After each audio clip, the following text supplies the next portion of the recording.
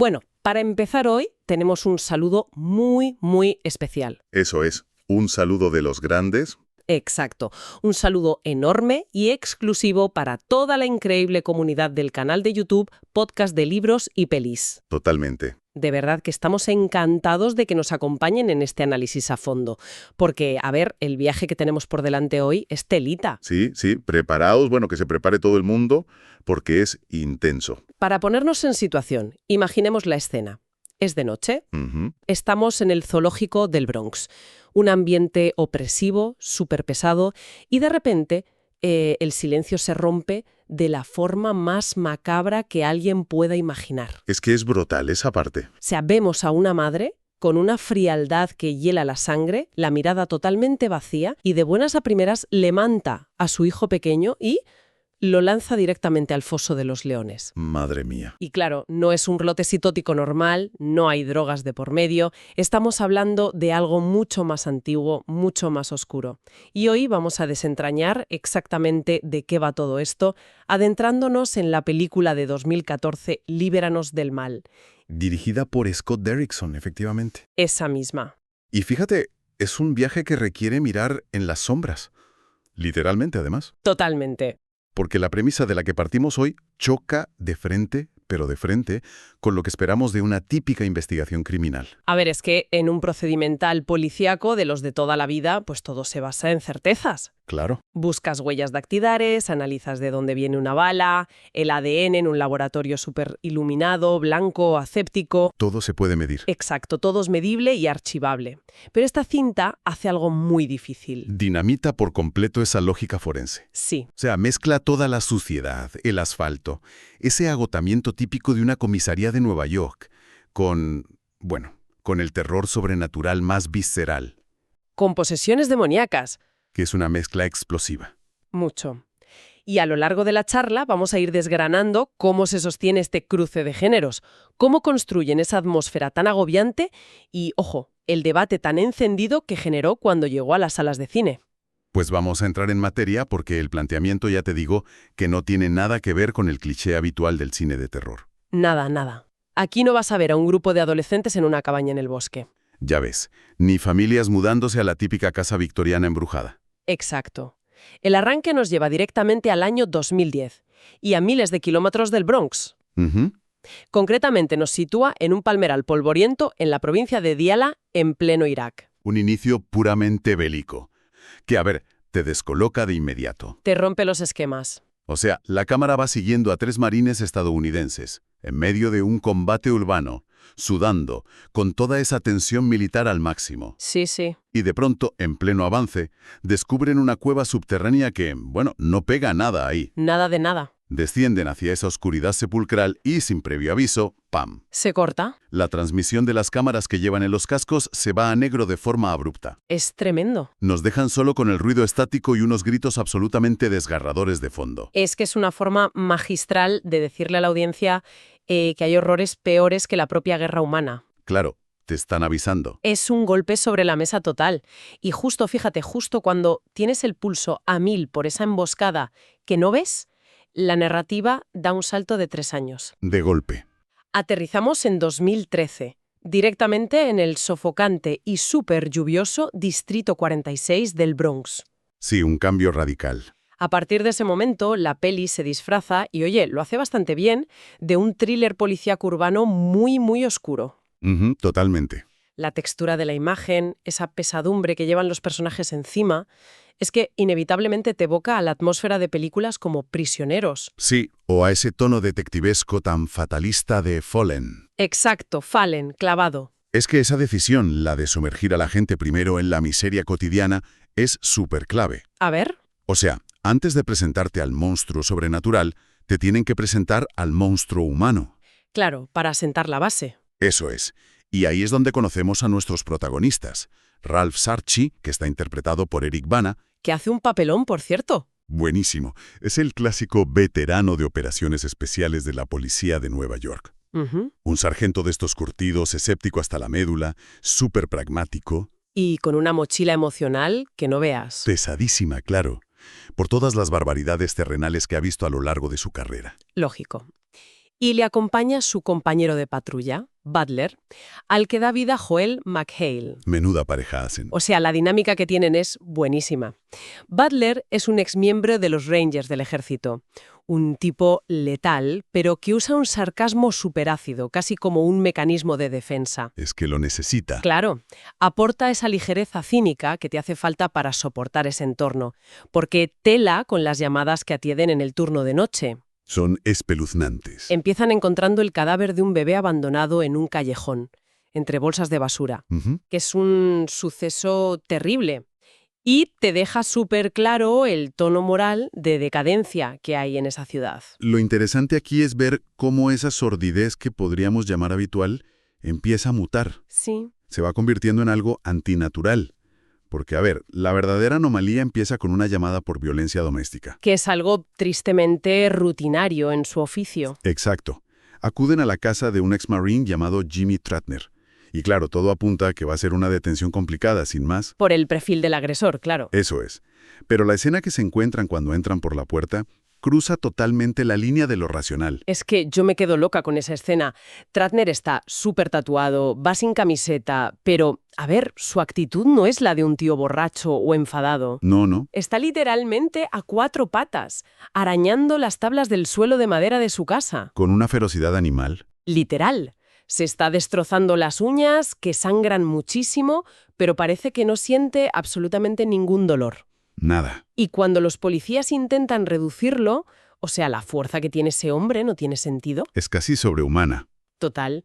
En el forcejeo, Tratner saca un cuchillo, le pega un corte a Sarchi en el antebrazo y consigue escaparse. Ujú. Claro, en este momento la lógica te dice, pues este tipo se ha metido drogas sintéticas fortísimas o tiene un brote psicótico brutal. Lógico, es lo que pensarías. Pero aquí es donde entra en juego la rareza del protagonista. A ver. Porque Sarchi no opera solamente mirando el código penal. Él repite constantemente a lo largo de la historia que tiene una especie de radar. Ya, el famoso radar. Eso es. En la jerga de la policía hablaríamos de instinto, de esa capacidad para entrar en una habitación y leer el ambiente o calar a un sospechoso rápido. Sí. Sin embargo, la peli empieza a retorcer un poco ese concepto. Es que a mí ese punto me parece fascinante, porque si buscamos una analogía, ese radar funciona como, no sé, como una especie de sentido arácnido. Exacto. Y lo que te perturba es ver cómo esa intuición de policía, que lleva años entrenada para detectar mentiras, pistas falsas, motivos criminales, pues de repente, sin que él se dé mucha cuenta, empieza a sintonizar con una frecuencia paranormal. Ujú. O sea, estamos viendo a un hombre súper analítico al que están sacando a rastras de su zona de confort. Totalmente. Su brújula interna le está gritando que hay un peligro inminente. Pero claro, ese peligro no encaja en nada de lo que él ha estudiado en la Academia de Policía. Y fíjate que esa incomodidad, esa confusión, es el verdadero motor del suspense en la historia. Total. El radar de Sarchi es el nexo de unión perfecto entre la parte física, la investigación policial, y la parte espiritual, la amenaza real. Claro. Y el puente entre ambos mundos lo cruza cuando este sargento empieza a atar cabos. Usa pura metodología deductiva. Y lo que descubre, telita. Sí, porque se da cuenta de que todos estos casos tan macabros que están asolando su distrito no son casualidad. No es una ola de crímenes aleatoria. Para nada. Es que la revelación de verdad que te hiela la sangre. Sarchi empieza a conectar las piezas y se da cuenta de algo aterrador. A ver, Jimmy Traigner, el exmarine que arañaba el suelo. David Griggs, un pintor que habían encontrado muerto súper descompuesto en un sótano lleno de moscas. asqueroso. Y Mick Santino, un tío misterioso que andaba merodeando por el foso de los leones en el zoo. Sí, Pues resulta que eran exactamente los 3 marines que habíamos visto desaparecer en la cueva de Irak al principio de todo. claro, ahí lo tienes. Es que el mal, en esta historia, ha sido importado. Tal cual. Ha viajado como si fuera un polizón. Y la forma en la que esa fuerza maligna se materializa en Nueva York es el centro de toda la propuesta de terror. Sí, Volvamos un momento al caso de Jane Crenna, la madre del zoo. vale. Después de que la detienen y la meten en el centro psiquiátrico, ella empieza a repetir el mismo patrón físico que el exmarine Tratner. Araña el suelo hasta sangrar. Exacto. Pero es que añade algo que te deja más descolocado todavía. Ujú. Empieza a recitar de forma compulsiva, como si estuviera rezando una letanía, la letra de una canción en concreto. Sí, sí. Se pone a cantar la de Break On Through to the Other Side de The Doors. Esa misma. Y a ver, yo aquí tengo que hacer una pausa analítica porque me surgen dudas. Dispara. O sea, ¿qué tenemos que entender aquí? Que Lucifer es un melómano apasionado por el rock psicodélico de los años 60. Ya. Es buena pregunta. O sea, o esto es simplemente una licencia estilística del director, para darle un toque, no sé, más videoclipero, más moderno a la posesión. Total. Porque he leído a mucha gente comentando que meter a The Doors los sacaba un poco de esa atmósfera tan seria y lo convertía en algo más caprichoso. A ver, es un riesgo creativo enorme, las cosas como son. Ya te digo, En el género de terror, la línea entre dar miedo y ser ridículo es súper fina. finísima. Desde el punto de vista narrativo, bueno, tiene su lógica. La canción habla de romper hacia el otro lado. Ah, claro. Entonces, encaja como una especie de ancla lingüística para un ente que justamente quiere abrir una brecha entre nuestro mundo y el infierno. Visto así, tiene sentido. Sí, pero, vamos, coincido totalmente en que subraya una voluntad muy comercial. Te recuerda en todo momento que estás viendo una película de Hollywood que quiere ser estética y molar. Claro. Pero bueno, la invasión demoníaca no se queda solo en la música. No. Visualmente también se aferra a la ciudad mediante unas escrituras. Sarsi y su compañero van encontrando debajo de la pintura vieja de las paredes de los sospechosos un montón de pictografías súper raras. Sí, Y mensajes antiguos escritos en latín. que son unos símbolos que, según descubre él después, funcionan literalmente como bisagras. Exacto. Son puertas por las que estas entidades se cuelan en nuestro plano. Más que puertas, yo diría que son focos de infección. Sí, Y lo que da pánico de verdad es que esa contaminación no se quede encerrada en los sótanos o en la jaula de los leones. para nada. Va rastreando a Sarchi hasta meterse en su refugio más sagrado, en su propia casa. Es que esa parte, buf. El clímax del terror doméstico en la película tiene un detalle que sinceramente está ejecutado a la perfección. A ver. En la habitación de su hija hay un búho de peluche de lo más normal. Pues de repente, en la penumbra, parece que cobra vida. Qué mal rollo. Empieza a rodar por el suelo y le clava la mirada a la niña. O sea, es el típico recurso que coge algo infantil, algo cotidiano, y te hace dudar si apagar la luz del pasillo antes de acostarte. Literal. Y claro, todo esto está siendo orquestado por Santino, el marine poseído que interpreta Sean Harris. Madre mía. Sean Harris. Es que logra transmitir una amenaza que te mueres casi sin moverse. Su lenguaje corporal da un pavor auténtico. Es que físicamente es tremendo lo que hace. Pero bueno, si vamos a la raíz de la historia, ¿cómo define exactamente al mal la película? Porque yo creo que queda clarísimo que no estamos viendo una sociopatía normal y corriente. No, para nada. Y fíjate, la arquitectura que usan para definir el mal es igual el aspecto más ambicioso de la trama. Ujú, La historia hace un esfuerzo enorme por separarse de la maldad humana del día a día. claro. No hablan de egoísmo criminal, ni de matar por dinero o por celos, ni siquiera de esa crueldad típica de los bajos fondos. Ya. Nos están proponiendo que existe un mal externo, algo primario, ancestral, e identifican a esta entidad como un demonio concreto que se llama Jungler. O sea, un ente que actúa básicamente con las reglas de un parásito. Es un virus espiritual, con todas las letras. Fíjate que el ciclo de vida narrativo es el de una infección, tal cual. Es verdad. Se incuba en el desierto de Oriente Medio, infecta a estos soldados cuando entran en la cueva, Ujú. viaja de polizón, súper silencioso a Estados Unidos, y de repente, ¡pum!, se desata como una epidemia por todo el Bronx. Es que plantearlo así es una decisión súper clave. Claro, Porque de un plumazo borra del mapa la química del cerebro, los traumas pasados o, no sé, la responsabilidad moral del que comete el crimen. cierto. La locura no es algo que nazca dentro de la persona, la asalta y la coloniza desde fuera. Eso es. Y claro, ante un virus invisible que resulta ser demoníaco, pues la chapa y la pistola del Distrito 46 no te sirven absolutamente de nada. De nada, papel mojado. Todos los procedimientos policiales se vuelven inútiles. Y es justo esta impotencia tan bestia la que obliga al sargento a buscar ayuda muy, muy lejos de asuntos internos. Ujú. Y así es como llegamos a una de las alianzas más atípicas y magnéticas que he visto en pantalla. Sí, cuando entra en la ecuación el personaje de Mendoza. Interpretado por Edgar Ramírez. Exacto. O sea, estamos hablando de un sacerdote jesuita hispano que coge la iconografía tradicional de los curas en el cine de terror y la hace añicos. La destroza por completo. Es que es todo lo contrario al clásico ancianito de voz temblorosa que veíamos en El Exorcista. Ya ves. Mendoza es un cura que bebe en los bares, fuma como un carretero. Sí. Y encima es un hombre que arrastra un pasado de adicción a las drogas duras. O sea, si seguimos con las comparaciones, yo diría que más que un sacerdote de parroquia, es un detective espiritual de barrio. Totalmente. Es un tío que se ha manchado de barro, ha peleado en la marginalidad contra sus propios demonios, sus adicciones, y claro, eso le ha preparado para plantarle cara a los demonios literales. Es que te transmite una dureza callejera brutal. Sí, Y eso lo pone exactamente al mismo nivel de crudeza que el propio policía. es verdad. Esa dureza es la que hace que Sarchi lo respete. Porque Mendoza no le está soltando un sermón desde el altar. Le habla de tú a tú. Exacto, le habla desde la trinchera.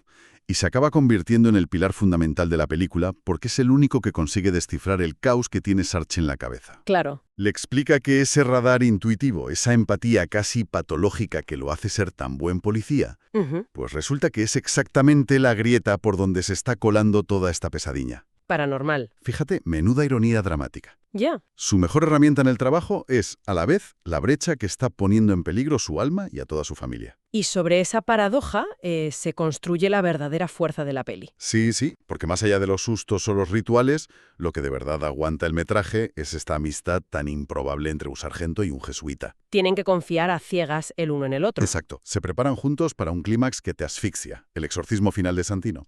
Que, ojo, no lo hacen en una iglesia ni en una cabaña abandonada. No, ¿qué va? Lo hacen dentro de las celdas y las salas de interrogatorio de la propia comisaría de policía. La típica iglesia por los fluorescentes parpadeando en una sala donde suelen interrogar a narcos. Es un contraste súper potente.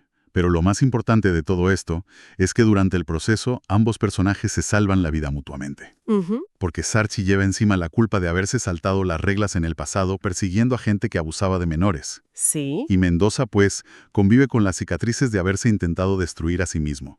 Y al final, su redención no pasa por rezar solos en un cuarto, sino por apoyarse en las miserias del otro. Queda clarísimo que el núcleo emocional es súper denso en esta historia. Mucho. Pero bueno, si nos alejamos un momento de la trama y miramos cómo se levantó todo este proyecto, es que las cifras marean. Ya te digo. Y además, el resultado que tuvo en taquilla fue cuanto menos divisivo.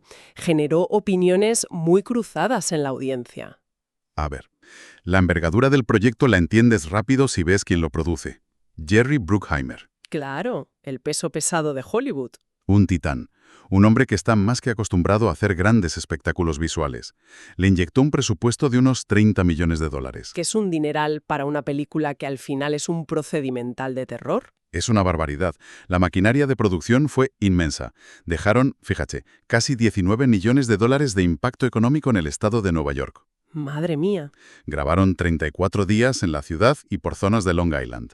Contrataron a unos 700 técnicos. 700, qué locura. Sí, y a más de 400 extras para darle vida a las calles. Buf. Y, por si fuera poco, cogieron a todo el equipo principal, lo subieron a un avión y se fueron a rodar al mismísimo oasis de El Iwa, en Abu Dhabi. Ah, claro, para la escena del desierto iraquí del principio. Exacto.